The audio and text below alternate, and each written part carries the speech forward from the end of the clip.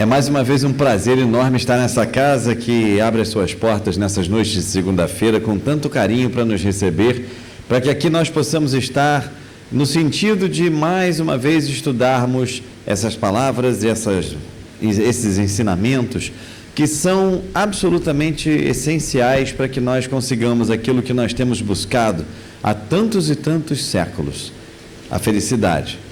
Nós temos em muitas ocasiões tido oportunidade de ter contato com a palavra de Jesus, mas nem sempre nós tivemos a chance de compreendê-la da forma que ela deveria ser compreendida, para que ela pudesse nos trazer isso que nós estamos buscando.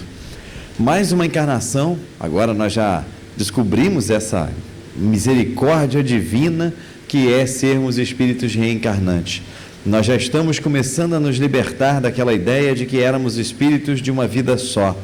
Aquela vida na qual nós teríamos que provar que ou nós éramos bons o suficiente para irmos a um céu eterno, ou maus para sermos atirados ao inferno e de lá jamais sermos tirados. Essa ideia vai ficando para trás. Nós já conseguimos, de alguma forma, plantar ou fazer com que essa semente plantada em nós da reencarnação, da ideia da nossa imortalidade, comece a germinar, pois ela nos concede a compreensão da justiça divina. Ela nos concede a possibilidade de entender Deus, nosso Pai, como aquele que nos dá tantas chances quantas forem necessárias para o nosso crescimento. Entretanto, nós também começamos a perceber que esse número de chances não pode ser por nós mesmos estendidos de uma forma que nós o tornemos um número maior do que ele poderia ser. Nós precisamos agora começar um trabalho mais intenso em busca de encurtar esse caminho da nossa própria evolução. E isso faz com que nós busquemos estudar, isso faz com que nós busquemos um aprofundamento cada vez maior nos conhecimentos da doutrina espírita, e isso faz com que agora nós percebamos que não basta apenas o conhecimento, mas uma prática muito intensa desses ensinamentos nos é requisitada para que nós possamos, assim, nos aproximar de Jesus como seus próprios apóstolos. Essa época de Natal é muito curiosa porque essa época nos traz algumas informações, né? Em várias ocasiões eu já tive a oportunidade de ver o ensinamento sendo dado de que nessa época Jesus se aproxima mais do nosso planeta.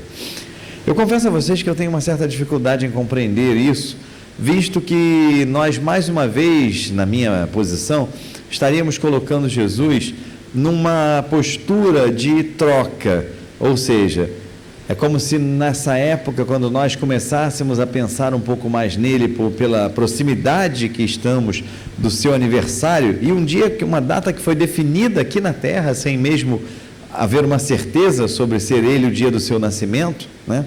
E então Jesus, sabendo que nós estaríamos pensando nele, se aproximaria de nós só por causa disso.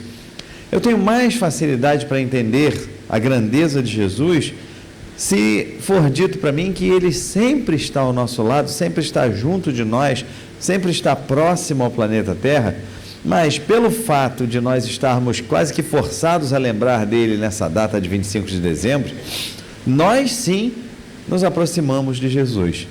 Então, cada tema desses que nós podemos estudar é uma oportunidade muito grande para que a gente possa entender como reviver esse Natal do Cristo dentro de nós.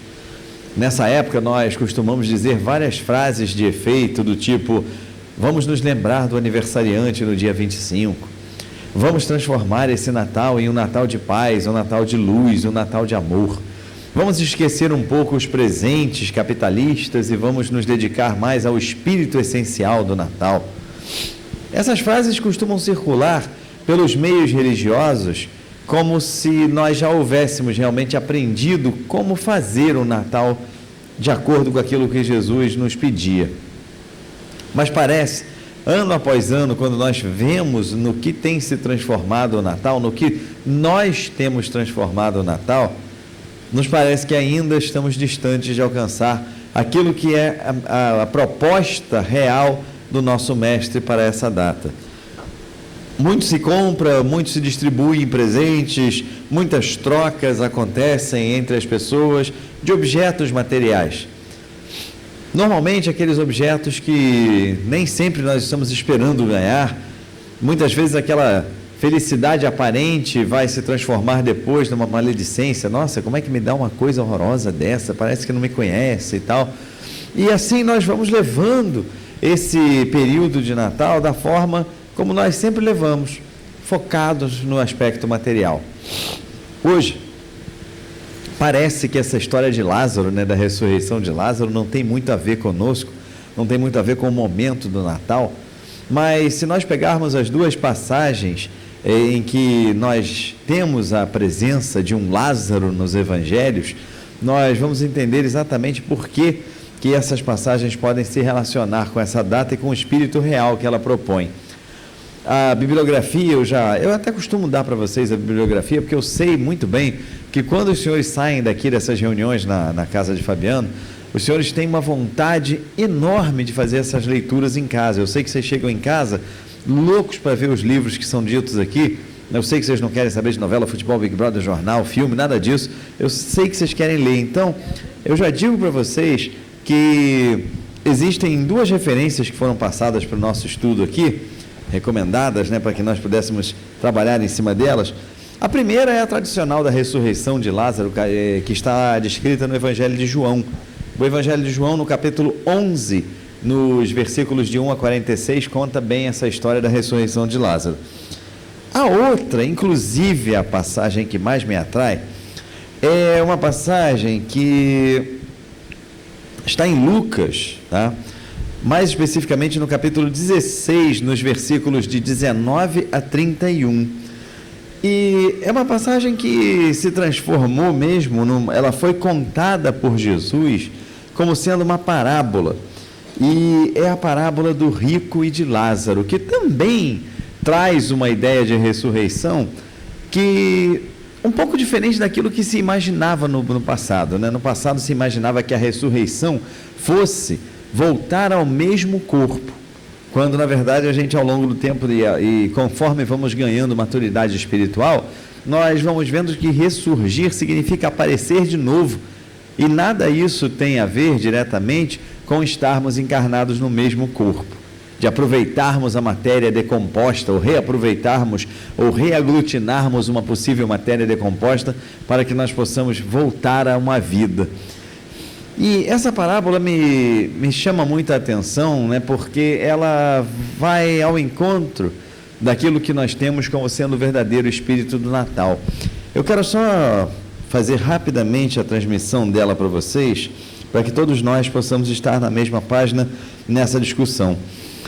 Havia um homem rico que se vestia de púrpura e de linho finíssimo, e que todos os dias se regalava esplendidamente. Havia também certo mendigo chamado Lázaro, coberto de chagas, que estava deitado ao seu portão, desejoso de fartar-se com as migalhas que caíam da mesa do rico.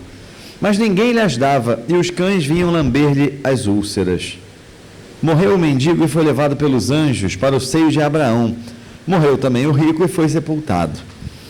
No Hades, estando em um tormento, levantou os olhos e viu ao longe Abraão e a Lázaro no seu seio. E clamou: Pai Abraão, tem compaixão de mim, e manda a Lázaro que molhe a ponta do seu dedo e nos refresque a língua, porque estou atormentado nesta chama. Mas Abraão respondeu: Filho, lembra de que recebeste os teus bens na tua vida, e Lázaro do mesmo modo os males. Agora, porém, ele está consolado e tu em tormentos.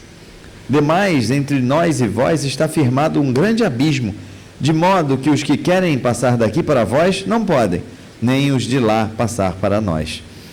Ele replicou: Pai, eu te rogo então que os mandes à casa de meu pai, pois tenho 5 irmãos, para os avisar, a fim de não suceder virem eles também para este lugar de tormento. Mas Abraão disse: Eles têm Moisés e os profetas, ouçam-nos. Respondeu ele: Não, pai Abraão, mas se alguém for ter com eles dentre os mortos, hão de se arrepender. Replicou-lhe Lázaro. Abraão diz então: Se não ouvem a Moisés e aos profetas, tampouco se deixarão persuadir, ainda que ressuscite algum dentre os mortos.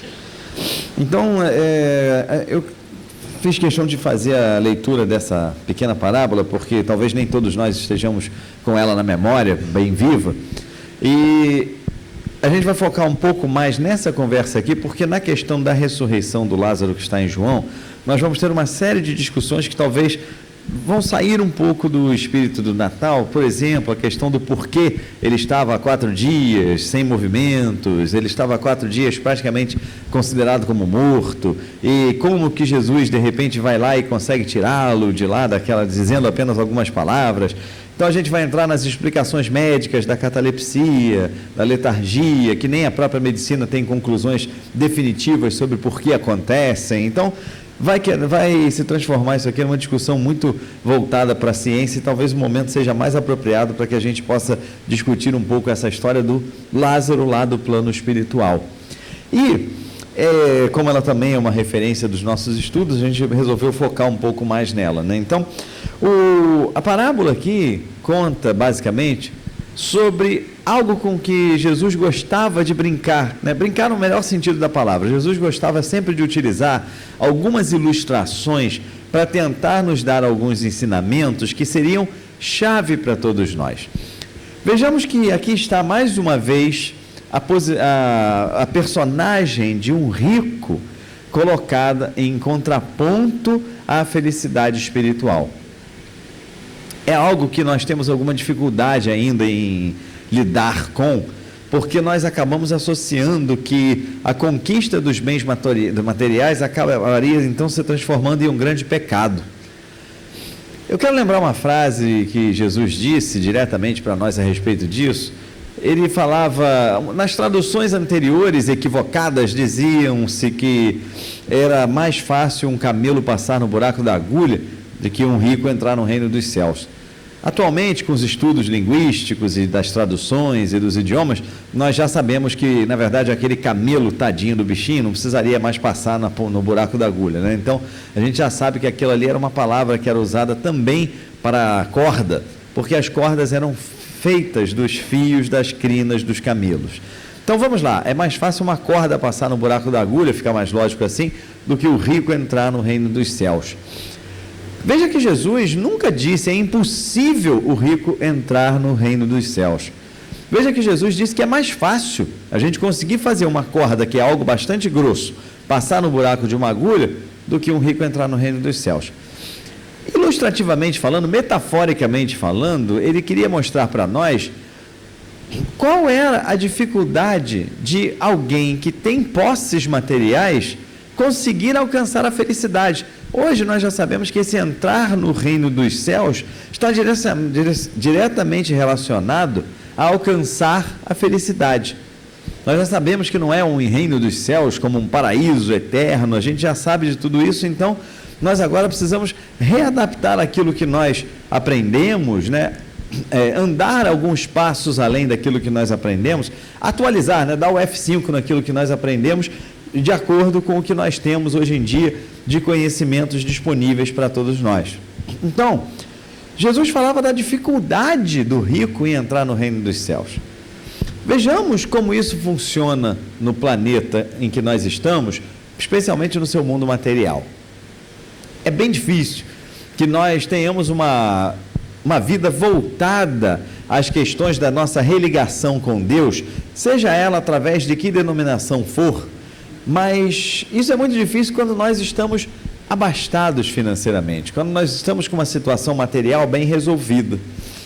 Muito mais fácil é que nós nos voltemos para esses aspectos após passarmos por uma grande dor. E aí, mesmo que num futuro nós continuemos vinculados a esse propósito de ajuda ao próximo, de religação com Deus, de religiosidade, isso terá advindo daquele momento de dificuldade pelo qual nós passamos. Quando nós estamos numa situação, ou quando já nascemos em uma situação relativamente tranquila, no que tange a parte material, é bem provável que nós atravessemos aquela encarnação sem que nós nos voltemos em pensamento para a nossa existência enquanto espíritos imortais. Vejamos como é desconfortável isso, né? E é por isso até que nós não o fazemos. Quando nós estamos vivendo uma vida de abastança, quando nós estamos vivendo uma vida resolvida financeiramente, por que nós desejamos pensar que poderá haver uma próxima encarnação na qual nós estejamos numa situação de maior penúria?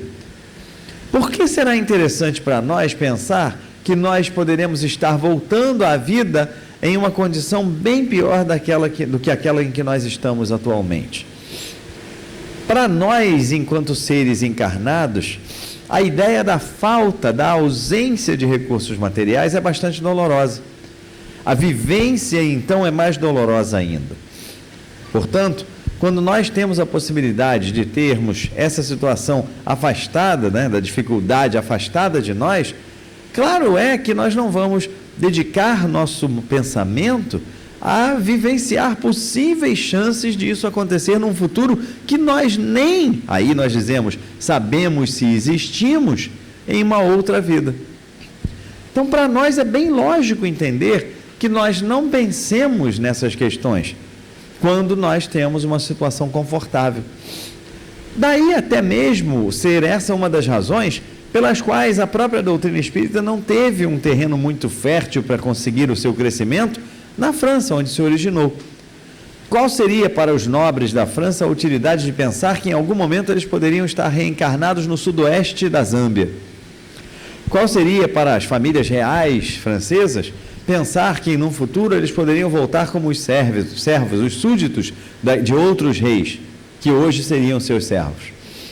Então, evidentemente que a nossa razão afasta esse tipo de raciocínio quando nós estamos na posição de superioridade, se pensarmos única e exclusivamente no aspecto material da vida. Assim sendo, nós vamos nos dedicar mais a essas questões da esperança em Deus, na esperança de dias melhores que possam vir, na esperança de que nós tenhamos a felicidade e que ela não seja alcançada necessariamente através de valores materiais, quando nós estamos atravessando situações que nos levam a vivenciar a dificuldade material. Então, aqui nós temos a ideia que Jesus queria nos passar.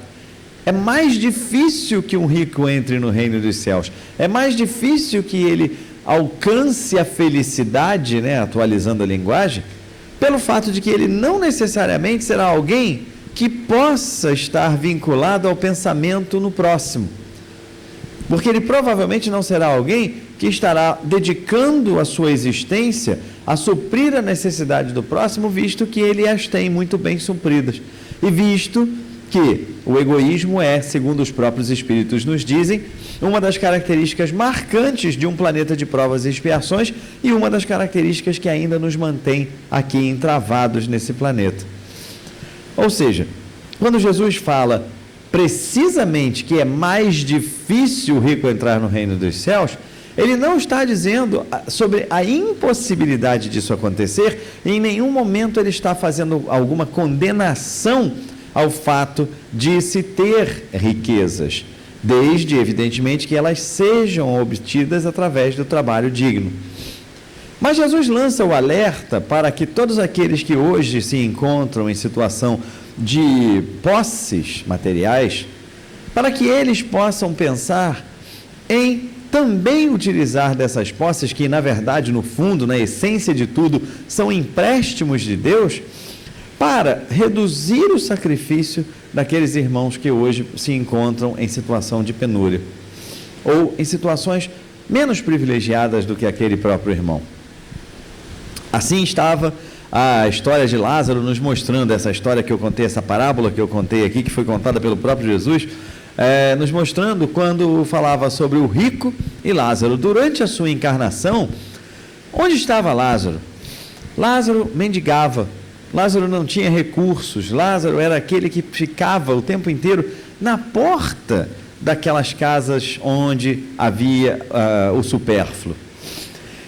E na maioria das vezes, especialmente deste rico que faz parte da parábola, né, que é o contraponto do Lázaro na parábola, pouquíssimas vezes, ou quase nunca, recebia ele algo que pudesse lhe satisfazer. Quando recebia, eram apenas migalhas, eram apenas aquelas sobras dos banquetes que eram consumidos pelo aquele pessoal da família do rico. E eis que aquilo se perpetuou durante muitos e muitos anos, com Lázaro sofrendo as agruras da dificuldade, da penúria, até que os dois um dia passam ao plano maior. Até que um dia os dois, na palavra que nós conhecíamos anteriormente, morrem. Mas aí, apertando o F5, até que um dia os dois passam ao plano espiritual. Até que um dia os dois atravessam o seu desencarne. E eis que, despertos, após algum tempo, despertos na nova vida, despertos no novo plano, nessa nova dimensão, lá estão os dois a se reconhecerem. E eis que o rico começa aquele diálogo, pedindo ao Senhor que pudesse permitir a Lázaro que dali então pudesse apenas molhar um dedo em uma gota de água e fazer com que aquela gotinha do dedo escorresse sobre sua língua, matando a sua sede. O rico então mostra nesse momento a sua crise de consciência, porque ele sabe claramente que ele ali não poderia pedir a abastança. Ele não poderia pedir que Lázaro lhe desse 1 litro, um jarro d'água para que ele pudesse carregar. Visto que, quando era a situação oposta, o que lhe dava aquele rico, se não apenas as migalhas? É nesse momento que a consciência do rico se abre. É nesse momento que ele percebe intuitivamente tudo aquilo que ele havia feito na sua encarnação. E é nesse momento que a sua própria consciência não lhe permite pedir mais do que uma gota de água para saciar a sua sede.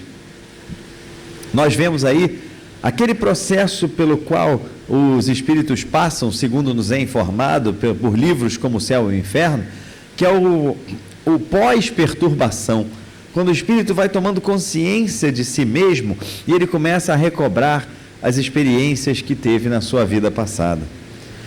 E é bem provável que nesse momento Lázaro evidentemente já houvesse adquirido então essas memórias de como havia, o rico melhor dizendo, já houvesse adquirido as memórias de como havia tratado Lázaro, e a sua consciência então lhe faz sofrer.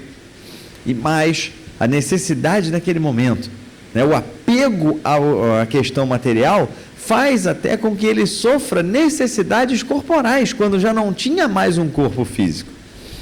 Mas vejamos que a doutrina espírita vai confirmar isso anos e anos e anos depois. 1857 anos depois da vinda de Jesus ao nosso planeta, eis que vem essa doutrina espírita trazendo relatos e trazendo ensinamentos dos nossos irmãos do plano dos desencarnados a respeito de como o vínculo com a matéria e a exclusividade da atenção voltada para o nosso corpo físico e para o bem desse mesmo corpo faz com que, mesmo após a perda do mesmo, tenhamos nós apegos característicos da nossa vida física. E lá estava o Lázaro, tranquilo, olhando para o rico naquele momento, mas sem poder interferir, porque naquele momento a conversa do rico era com Deus, ou seja, a conversa do rico era com a sua própria consciência. E esse rico pode ser também um representante de nós mesmos na atualidade. É óbvio que talvez aqui nenhum de nós possa se dizer alguém que não viva ou que não possa viver qualquer tipo de dificuldade em relação às questões financeiras nessa encarnação. Talvez aqui nós não tenhamos alguém que possa se denominar um rico, alguém da classe A+, aqui na Terra. Talvez aqui não tenhamos. E se tenhamos também, ótimo, porque é uma boa oportunidade para que a gente possa descobrir isso, ou discutir isso. Se nós aqui falarmos da questão da riqueza, nós vamos ver que tudo é referencial na vida. Quando nós falamos de rico, o que é um rico para nós? Um rico para nós talvez seja aquele que hoje dirige uma empresa multinacional e que tem um salário absurdo, além dos benefícios que lhes são concedidos por aquela própria empresa. Mas para aquele diretor da empresa multinacional, o que é um rico? O rico daquela empresa, para o diretor daquela empresa, já é o acionista, o proprietário daquela empresa. E para aquele proprietário, talvez o rico já seja aquele que foi beneficiado com uma fortuna numa loteria incalculável. Ou seja, tudo em termos de riqueza e pobreza é referencial. Para muitos dos nossos companheiros de jornada terrena, nós seremos considerados pessoas ricas. Com certeza. Há países no mundo em que, para os quais, se viajarmos, nós seremos abordados nas ruas por pessoas que não têm o básico do dia a dia, que irão nos pedir sabonetes, que irão nos pedir nossa própria roupa de vestimenta, sabedores eles que são de que nós temos mais num hotel onde estamos hospedados. Para eles, nós somos absolutamente ricos. Então, a questão da riqueza e da pobreza também é uma questão referencial. Então, nós temos que nos imaginar, temos que ter essa empatia com o rico aqui da história e conseguir nos imaginar na posição dele. Nós temos que, de alguma forma, pensar como nós estamos agindo com aqueles que são menos validos do que nós nessa encarnação. Porque esse, na verdade, é o espírito do Natal, e aí a ponte que eu disse para vocês que daria para fazer tranquilamente com esse momento em que nós estamos vivendo.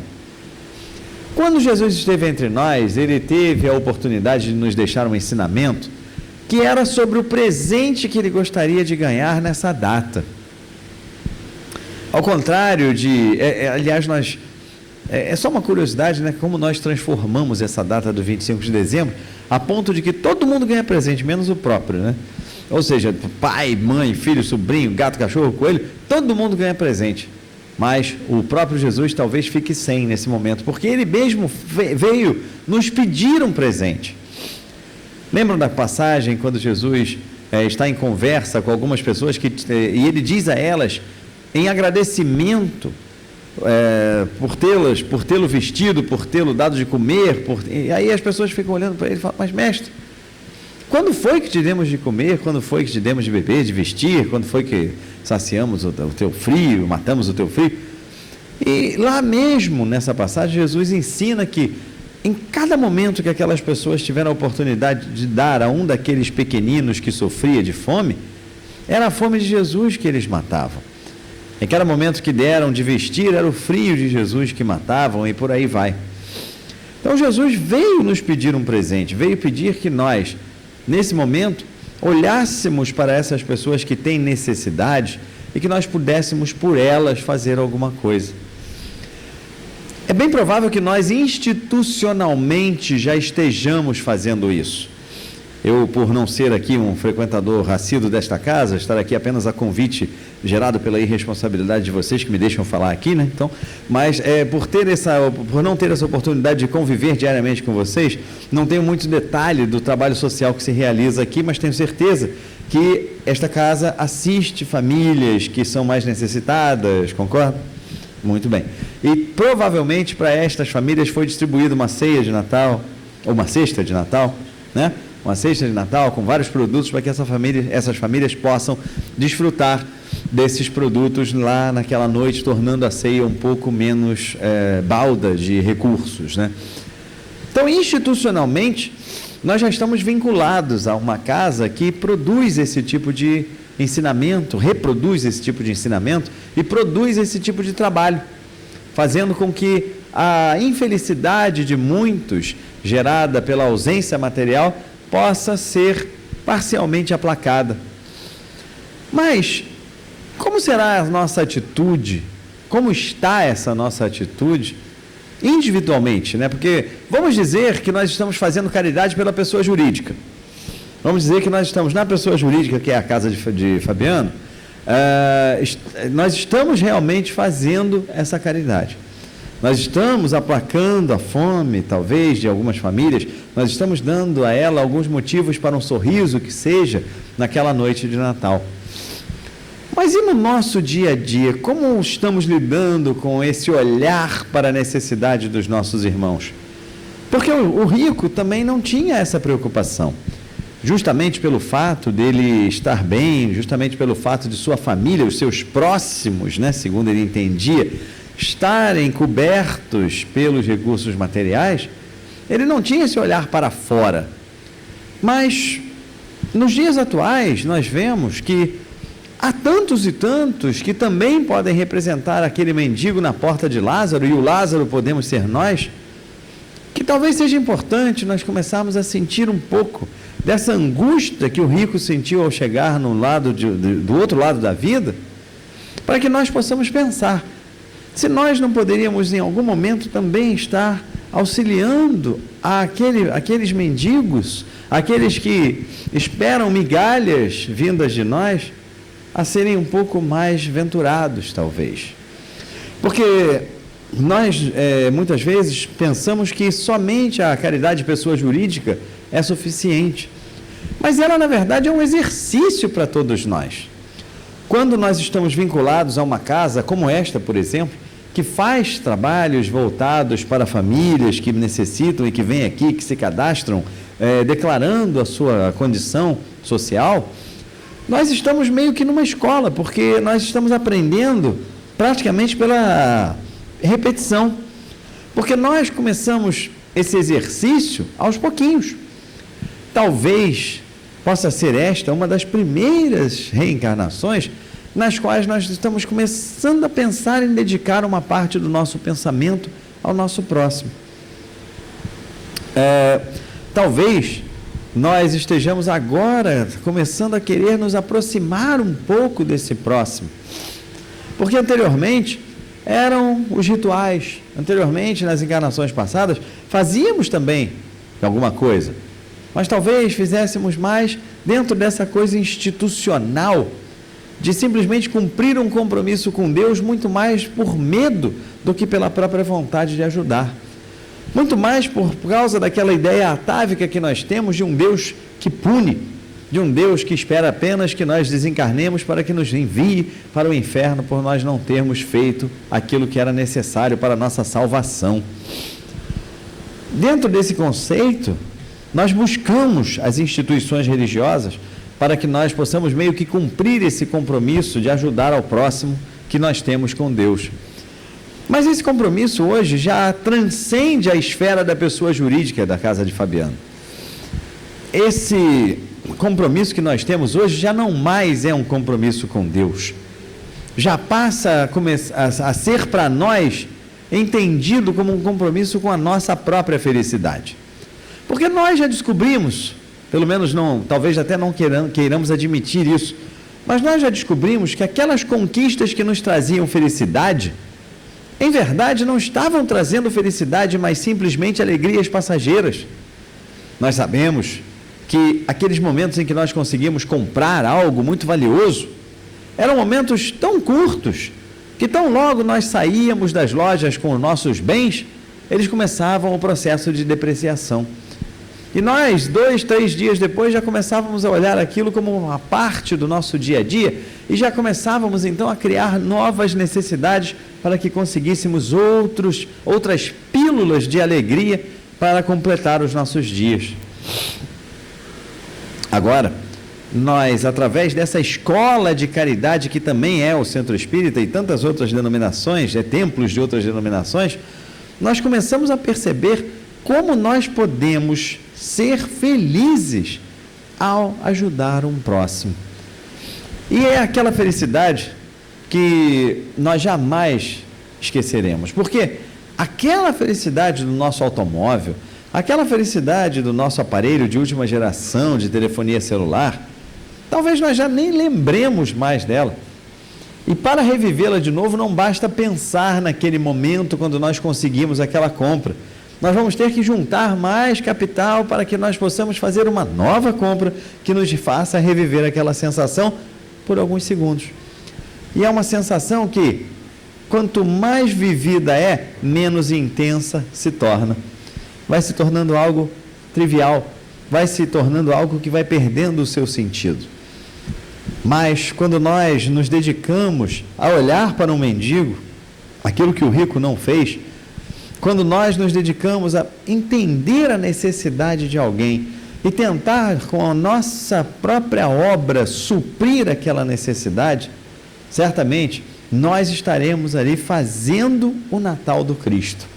Nós estaremos ali fazendo essa ressurreição de um Lázaro, porque para esses pobres que vivem na nossa sociedade, para esses que estão abandonados pelas suas famílias e pelo próprio poder público, é praticamente um estado de morte, sem que haja direito ao acesso às coisas mais básicas, como a saúde, sem que haja o direito à certeza daquilo que é mais natural para todos nós, que é a refeição do dia. Eu não digo nem as 3, eu digo a única refeição do dia, quem sabe? Ou seja, é o direito negado a algo que todos nós, se não temos como certeza absoluta, temos como uma probabilidade grande, que é a vida no amanhã. E eu digo amanhã, não estou falando na vida futura, estou falando amanhã, o dia depois de hoje. Porque hoje é bem provável que nós voltemos para os nossos lares, possamos ir aos nossos leitos e possamos acordar amanhã para novos desafios. Alguém vai dizer, pode ser que não, pode ser que tenha alguma coisa, um piripaque e tal, mas a probabilidade maior é de que isso não aconteça. Já para esses irmãos expostos às ruas, para esses irmãos expostos à falta material, até isso é dúvida, até a existência do amanhã é uma dúvida. Tantos são os conflitos vivenciados nas ruas, tantos são os problemas de saúde, tantas são as dificuldades enfrentadas, que o simples amanhã já se torna um grande ponto de interrogação. Então, quando nós temos aqui a instrução dizendo sobre a necessidade, né? Quando Lázaro, ou melhor, quando o rico pede ao Senhor que deixe que Lázaro se dirija até a sua residência, para que ele pudesse, desencarnado, em aparição e materialização, falar aos seus 5 irmãos, que ainda ficaram na terra, sobre o que era a vida futura, ele recebe a resposta negativa. E lhe foi justificada essa negativa pelo fato de que todos ali já tinham acesso a essas informações através dos profetas, de Moisés. E se mesmo assim eles não conseguiam internalizar aquele ensinamento a ponto de olhar para alguém que estava jogado à sua própria porta, não seria através de uma manifestação que eles teriam então essa certeza, pois aquele conhecimento já estava difundido há milênios. Para nós isso é um alerta muito interessante. Para nós é o alerta de que nós já estamos aí com praticamente 162 anos de publicação da nossa doutrina espírita. É pouco em relação ao tempo em que Moisés já estava presente na vida daqueles judeus, na época dessa parábola, né? Mas 162 anos, talvez não tenha dado nem tempo de reencarnar 2 vezes como espíritas, mas vamos imaginar, é um período relativamente considerável, principalmente se nós entendermos que o espiritismo nada mais é do que a revivência e um certo aprofundamento dos mesmos conhecimentos que Jesus já havia deixado para todos nós.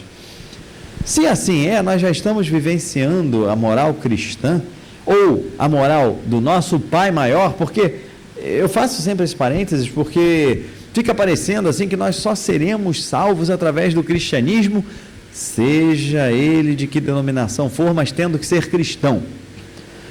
Mas quando nós paramos e olhamos a situação atual da Terra, nós vamos observar que nós temos metade da nossa população encarnada vivendo em regiões onde Jesus não é referência. Nós temos 3,5 bilhões de habitantes do globo vivendo na Índia, na China, na Coreia, no Japão, países onde Jesus é uma figura pouco representativa. Ou seja, seriam esses irmãos alijados daquilo que nós chamávamos de salvação e agora conhecemos como a felicidade? Teriam esses irmãos que ser convertidos ao cristianismo, todos eles, para que possam ser felizes? Para que possam alcançar a paz celestial? Seriam esses irmãos que renascer no mundo ocidental, então, submissos a Jesus, para que eles então, aí sim, tenham passos de evolução dados em sua existência? Fica difícil a gente entender dessa forma. É mais lógico entender que Deus, nosso Pai, enviou mensageiros a cada região do planeta com o mesmo conteúdo para que nós mesmos pudéssemos operar essa salvação. E essa salvação só se opera com as nossas próprias mãos. Essa salvação só se opera quando nós nos dermos conta de que não basta termos um rótulo de religiosos no nosso peito, de que não basta conhecermos de cabo a rabo as 5 obras da codificação espírita e todas as outras escritas por André Luiz, Divaldo Pereira Franco e os espíritos que por ele trabalharam, né? Emmanuel, através de Chico Xavier, assim como André Luiz. Não basta isso. Para nós, a necessidade é muito maior. É óbvio que isso importa muito. O estudo é fundamental para que nós nos motivemos ao trabalho e trabalhemos conscientes daquilo que nós estamos fazendo, não mais automaticamente, perdão, como fazíamos nas encarnações anteriores. Não mais trabalhamos pelo medo de sermos atirados a um inferno eterno, como nós trabalhávamos nas encarnações anteriores. Essas 2 passagens nos dão um exemplo muito grande de fé. Primeiramente, a fé das irmãs do Lázaro, lá da passagem de João, que foram até Jesus pedindo a ele que ele pudesse fazer com que o seu irmão voltasse à vida. Ali a gente tem momentos muito bonitos, como o choro de Jesus ao ver toda aquela gente comovida pela passagem de Lázaro. Nós temos ali o momento em que Jesus se solidariza com todos aqueles, entende a dor de todas aquelas pessoas e dá o comando para que Lázaro pudesse então ter as suas fontes, as suas funções vitais novamente potencializadas. Evidentemente, um en passant, que não há ali nenhum milagre de voltar alguém que já havia morrido à vida. Assim, um fenômeno hoje já explicado pela medicina, ainda que não nas suas causas profundas, mas o fenômeno da letargia, da catalepsia, que Jesus, conhecedor profundo da alma humana, sabia estar acontecendo ali. Então, nessa passagem lá do João, do Evangelho de João, capítulo 11, nós vemos essa volta de Lázaro, né, ao convívio dos seus amores reais, né? Nós temos ali Jesus dando àquelas pessoas o exercício da fé e os resultados que essa fé poderia trazer, e para eles até mesmo revivendo um morto. Mas principalmente nessa passagem, quando temos o personagem Lázaro lá no plano espiritual conversando com o rico, nós temos esses ensinamentos que nos alertam para o chamado que nós temos a cada dia feito pela doutrina espírita, o chamado das obras, o chamado de nós termos realmente que passar a olhar para os nossos irmãos mais de perto, que nós olhemos para esses irmãos não mais como simplesmente pessoas que não nos importam, simplesmente como pessoas que buscaram aquele destino. Nós temos até mesmo uma certa tendência à frieza quanto a essas situações, pelo fato de entendermos equivocadamente alguns ensinamentos da nossa doutrina. Porque nós sabemos que as pessoas passam por aquilo que passam, muito em decorrência dos feitos nas suas vidas passadas e até, principalmente, nessa própria vida. Então nós olhamos muitas vezes para essas pessoas em estado de penúria e nós dizemos, está ali cumprindo a sua prova, no reino dos céus ele receberá tudo aquilo que não tem neste momento. Isso pode ser uma verdade desde o momento em que nós também passemos a olhar para o nosso papel diante daquela situação. Porque nós nunca talvez tenhamos parado para pensar, melhor dizendo, em qual seria a necessidade de nós estarmos próximos a esses irmãos. Se não houvesse nenhuma necessidade, nós não estaríamos. Nós estaríamos vivendo, por exemplo, em países onde não existe a pobreza. Nós nem estaríamos vivendo mais no planeta Terra, talvez. Mas se nós estamos tão próximos a esses irmãos, é porque também há um ensinamento da doutrina espírita que fala sobre a questão das provas. E essa oportunidade de estar ali diante de um irmão necessitado, sendo que nós até podemos diminuir essa dor, faz com que nós possamos pensar que a nossa prova chega naquele momento. E que talvez a nossa prova possa estar em estar auxiliando aquele irmão a superar aquela dor. É claro que muitos vão dizer, mas nossa, se a gente for pensar assim, você já viu quantos estão pelas ruas por aí, se for parar para ajudar todo mundo, daqui a pouco eu estou junto com eles. Mas o ensinamento que a gente procura buscar nessas horas é um ensinamento que parece uma coisa meio piegas, parece uma coisa meio chavão, que é o ensinamento de ouvir o nosso coração, porque no meio de todas aquelas histórias de dor, no meio de todos aqueles que nos buscam por ajuda, haverá aquele que tocará o nosso coração, haverá aquele para o qual nós poderemos olhar e dizer, eu vou ajudar esse. E nós nem mesmo teremos uma explicação muito clara sobre por que quisemos ajudar aquele e não aqueles outros. Mas talvez essa explicação esteja em algum momento sendo disponibilizada para nós, que não agora. Talvez seja até mesmo um daqueles casos quando as caravanas lá das quais o André Luiz participa, estão transitando pelo plano maior e quando o André olha para tantas pessoas e diz, vamos ali ajudar aquela pessoa, e seu instrutor diz, não, aquele não está em condições de ser ajudado ainda. O André olha para ele e fala, mas que falta de caridade. Até que em um determinado momento, o André consegue observar que uma ajuda feita a uma pessoa despreparada traz muito mais problemas do que soluções. E é nesse momento então que ele percebe que alguns corações já estão abertos a serem ajudados e não mais estão cobrando essa ajuda como se fosse uma dívida do mundo para com eles. E nós vamos conseguir, talvez pelo nosso lado intuitivo, reconhecer esses que realmente podem estar sendo ajudados, esses a quem nós podemos dar a mão e, naquele momento, fazermos um Natal mais feliz para aquela pessoa. Parece que com essa expressão eu quero dizer, o Natal então é para fazer isso só nessa época do ano, mas Natal está relacionado ao nascimento de Jesus. Onde Jesus nasceu? Fica a pergunta. É uma pergunta que, para aqueles que são um pouco mais familiarizados aqui com a história de Jesus, é fácil, é de fácil resposta. Se não, vejamos. Onde nasceu Jesus?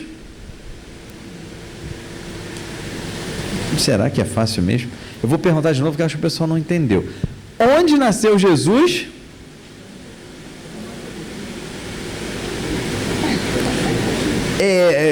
O pessoal está encarnado mesmo, né? Não é mediunidade não, né? Ah, tá. Desculpa, gente, é porque eu estou falando, vocês já perceberam que a minha voz não está muito boa hoje, eu não sei se está saindo bem aí no sistema de som da casa, então eu vou aproveitar e vou perguntar pela terceira vez.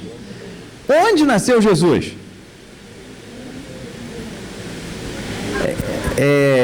Isso, em Nazaré. Muito bem. Eu sei que vocês não queriam responder para não humilharem o companheiro do lado que não sabia, gente. Eu sei que isso é tudo produto desse altruísmo que vocês já conseguiram desenvolver, né?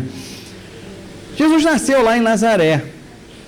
Jesus deu origem a toda essa história que é discutida 2000 anos depois da sua passagem aqui entre nós, né? Mas lá está o Jesus de Nazaré, né? Jesus de Nazaré, né? Jesus nasceu em Nazaré ou nasceu em Belém? Hã? Jesus nasceu em Nazaré, nasceu em Belém. Hã? Numa manjedoura. Essa resolveu o problema. Vamos lá. Onde estava a manjedoura localizada? Pois é. Mas o mais importante disso tudo, vocês vão para casa hoje, acreditem, eu não vou resolver essa questão. Vocês vão para casa hoje com a dúvida, Jesus nasceu em Nazaré ou nasceu em Belém? Vocês vão procurar isso, né? Porque, na verdade, a dúvida que a gente precisa resolver hoje aqui, nessa reunião, é a seguinte: será que Jesus já nasceu nos nossos corações? Porque lá ele nasceu. A história dele chegou até nós. Seja em Belém, seja em Nazaré, Jesus nasceu, né? Todos nós temos esse registro aí na Bíblia, em todos os outros textos sagrados e tal. Mas e Jesus nasceu no nosso coração, onde ele realmente deveria nascer? Por isso que cada vez que nós dermos a oportunidade de um Lázaro ressurgir, cada vez que nós dermos a oportunidade de um mendigo ser molhado na sua língua com as nossas gotas de amor, nós estaremos nos candidatando a fazer o Natal, porque Jesus estará nascendo em nossos corações. Para nós já não dá mais para restringir esse período de Natal a somente o mês de dezembro, quando começam os comerciais a anunciar as árvores e os Papais Noéis. Para nós, não basta mais lembrar daquele Jesus que nasceu em Belém numa manjedoura. Não dá mais para restringir esse Jesus àquele bebezinho que nasceu pobrezinho, né? Pobrezinho nascido em Belém. Vocês tinham até a resposta na música, gente, pelo amor de Deus.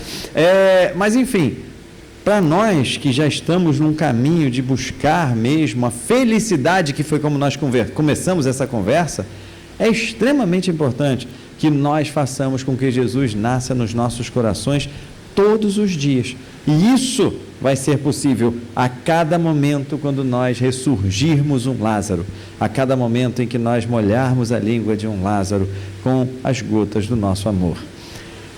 Que nós possamos levar essas mensagens de Jesus em formas de bênção, mas não só levar como conhecimentos, né? Não só para sairmos daqui e podermos dizer que Jesus nasceu em Belém, mas que nós possamos levar isso como um propósito de mudança de atitude, para que nós olhemos pelo menos para aqueles irmãos necessitados que estão mais próximos de nós e que nós saibamos dar a eles um pouquinho da felicidade que nós obtivemos quando pudemos reencarnar aqui com uma certa condição material que nos permita hoje não ter tantas preocupações como eles têm.